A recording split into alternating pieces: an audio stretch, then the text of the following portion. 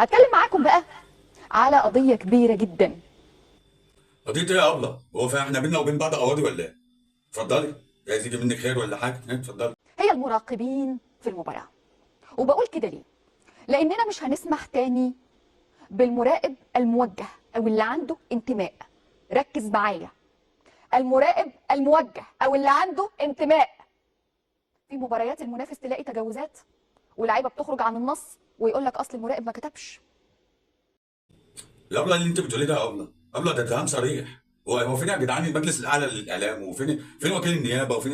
الناس ده اتهامات صريحه، اتهامات صريحه ومباشره. ماتشات الزمالك نلاقي لاعب لسه اسمه بالقلم الرصاص محدش يعرفه بتعمل اصلا، ليه كده؟ وجاي يعمل لنفسه اسم في المباراه دي، بس بيعملها باساليب غير مشروعه. بيتجاوز في حق جمهور نادي الزمالك. انت عارف يعني ايه قيمه الجماهير اللي انت بتفكر انك تشاور لهم دول؟ يعني. انك تتجاوز في حقهم فوق. ايه يا ابله في ايه؟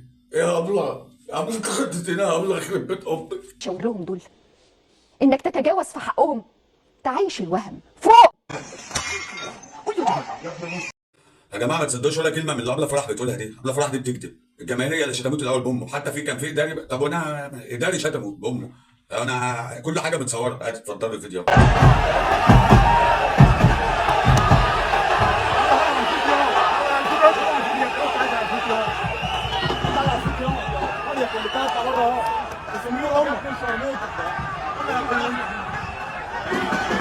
مين اللي شتم مين؟ مين اللي شتم مين؟ تقول لا، انت في 10 اواخر في رمضان تقول لا.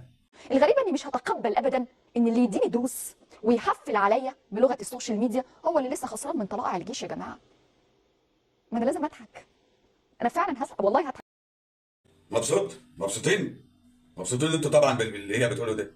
الناس مالهاش اي عايزه ولا لازمه في الدنيا، شمتانين فينا وبيضحكوا علينا. انتوا اللي عملتوا كده، انتوا اللي عملتوا كده. يعني صارف اكتر من 2 مليار جنيه وميزانيه مفتوحه وتعب نفسك وفي المركز الثالث لحد دلوقتي. ركز بقى في فريقك. هو المركز التالت ده دلوقتي يا جماعه بقى معايره.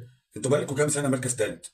ما لو معايره، ما انتوا بقى لكم 20 سنه مركز تالت من ساعه ما بيراميدز طلع وخد مكانكم في كل حاجه، في دوري الابطال وفي المركز الثاني وفي كل حاجه. انتوا اللي بقيتوا التالت دلوقتي، بقت معايره وشتمه. ده انت عالم مجانين. خليكم في ازماتكم. احنا لو فتحنا الملف ده والله هتزعلوا، والله هتزعلوا، والله هتزعلوا. عنك انت بقى نجم. انت يا ابله بتقولي والله لا ايه؟ والله هتزعلوا. اه صح يا باشا، زي ما هي قالت والله لا هتزعلوا. السلام عليكم. انا اول مره اشوف مذيع بيقول ل 80 مليون بني ادم واقف قدامه والله لا تزعلوا. ده تهديد يا جماعه، ده تهديد صريح. ده اسمه تهديد في القانون، اسمه تهديد. يعني لو حد واخد الفيديو ده واداه لوكيل نيابه ولا وداه النيابه ممكن تتحبس فيها. انت بتهددينا يا والله لا تزعلوا. دي مش مهنيه يا ماما، دي مش مهنيه. اللي انت بتعمله ده ما اسموش اعلام. وانت اصلا طريقتك في الكلام دي اصلا ده قلم الرصاص. ايه يا ابله في ايه؟ على فكره صوتك العالي ده مش هيخوف حد يعني. لا احنا بنقعد نضحك عليكم بس مش اكتر والله. مش عارف والله، العالم ديت انا حصل في مخي والله ما انا عارف.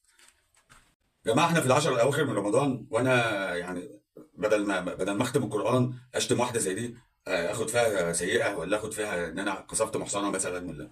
لا بلاش احسن. احنا بقى ايه، ننهي الحلقه على هنا احسن. تمام. وبقول لك ايه، لو عجبتك الحلقه اعمل لايك وانزل اعمل اشتراك في القناه ودوس الجرس على الكل عشان يوصل لك كل جديد. ولو عايز تشير الفيديو شيره يا صاحبي. وفي الختام بقول لك سلام.